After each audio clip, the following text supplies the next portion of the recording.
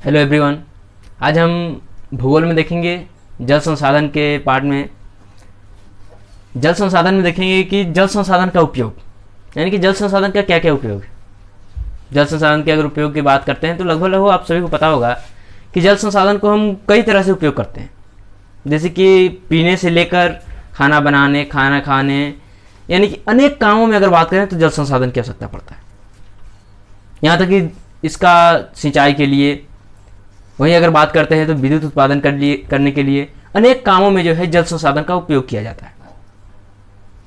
जिससे कि हमारी यानी कि मूलभूत आवश्यकताओं की भी पूर्ति होती है।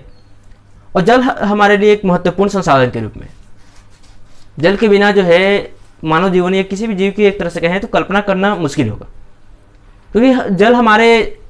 अनेक आवश्यकताओं की पूर्ति करने में सहायता भी करता है और पूर्ति भी करता है।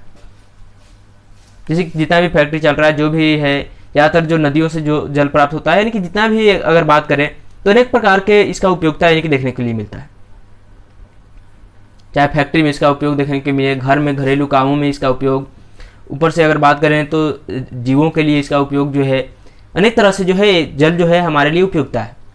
उसके प्रकार अगर बात करते हैं कि भारत में जो है प्रति व्यक्ति जल की उपलब्धता की अगर बात करें कि भारत में जो है एक व्यक्ति पे कितना जल की उपलब्धता है, तो जो कि 1951 ईस्वी में इसकी जल की उपलब्धता बहुउद्देशीय परियोजना, यानी कि अगर जब हम बहुउद्देशीय परियोजना की बात करते हैं तो पहले के समय में कई तरह की, जैसे कि नहर हो गया, उसके साथ साथ जो झील झरना ये सब हो गया, उसके साथ अगर बात करें तो नदी हो गया, तो उसमें अनेक पदार्थों जैसे मिट्टी ये सब डालकर, कई पदार्थ लकड़ी ये सब डालकर जो है बांध बनाया जाता था, जिससे कि बांध बनाकर जल को रोका जा सके और जल से जो है सिंचाई और अनेक कामों में जल का उपयोग किया जा सके।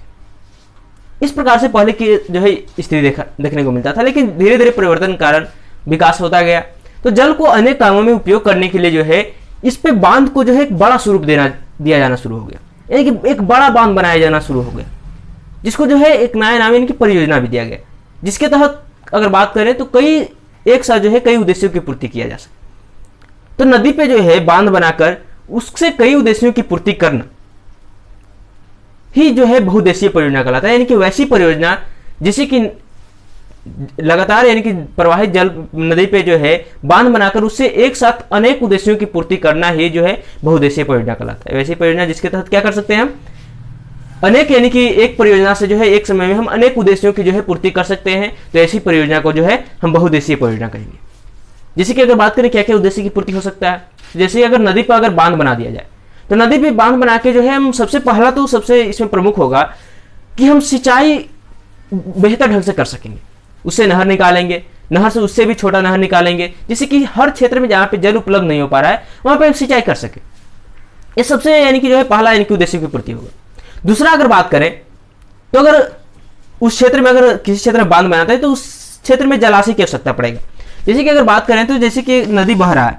तो इस नदी पे अगर यहाँ पे बांध बनाना है, तो यहाँ पे बांध बनाने के लिए हमको जरूरी है कि इस क्षेत्र में इतना क्षेत्र को जो है जलाशय जल, क्योंकि अगर जल को हम रोक रहे हैं तो जल का फैलाव रुकने के लिए जगह चाहिए, तो इसके लिए इतना क्षेत्र में जलाशय की आवश्यकता पड़ेगा,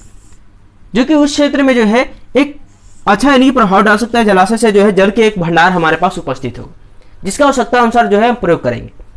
तीसरा बात यह आता है इसकी उद्देश्य की अगर बात करें तो कि लगातार जल के बहाव के कारण,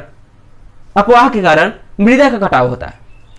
तो इस प्रकार से अगर हम बांध बना दे तो बांध के जो मृदा का कटाव हो रहा है उस मृदा के कटाव को हम रोक सकते हैं। तो मृदा अपर्दन, मृदा निम्नीकरण को हम एक तरह से रोकने का काम करेंगे, मृदा के कटाव को एक तरह से रोकने का काम करेंगे। ये भी जो है एक उद्देश्य है, क्योंकि मृदा अपर्दन भी जो है आने वाले समय में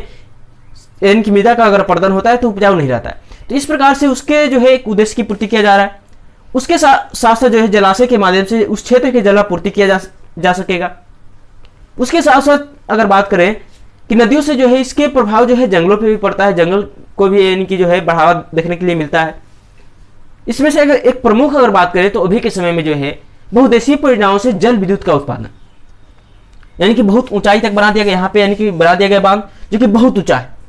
और बहुत ऊंचा बना देने के कारण जो है यहाँ पे पानी का बहुत ज्यादा जमा होगा, और इस क्षेत्र से ऊपर से जो पानी नीचे की ओर गिरेगा, यानी कि ऊपर से ऐसे पानी नीचे जाएगा और नीचे जो पंखा सेट किया जाएगा उसमें डायनेमो लगाया जाता है, और उस प्रकार से जब उस डायने पे अगर ऐसे पंखा रहेगा तो इस पे पानी गिरेगा, तो पानी गिरने के पश्चात जो है डायना यानी कि जो है इस तरह से गोले गोले घूमेगा। और गोल गोल घूमने के क्रम में जो है उससे यानी कि जो है विद्युत ऊर्जा का उत्पादन होगा। तो इस प्रकार से जो है हम जल विद्युत के रूप में जो है एक भारी यानी कि विद्युत का यानी कि अगर बात करें तो उत्पादन किया जाता है।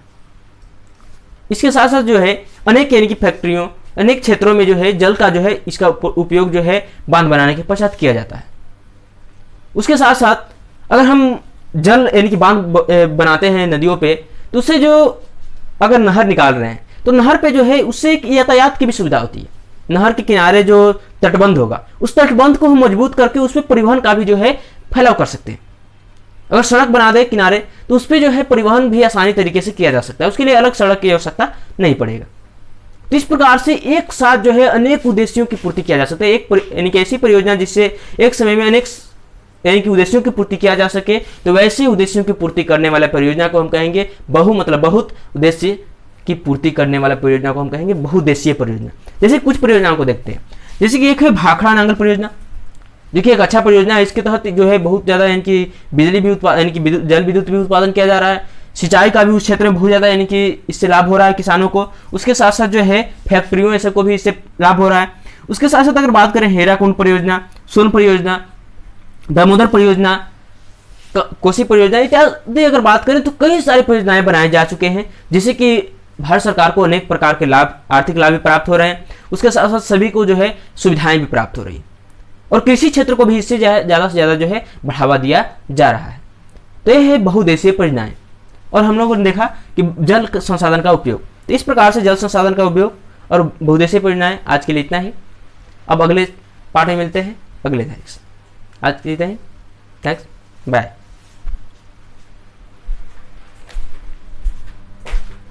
हम से कुछ मिल रहे हैं तुम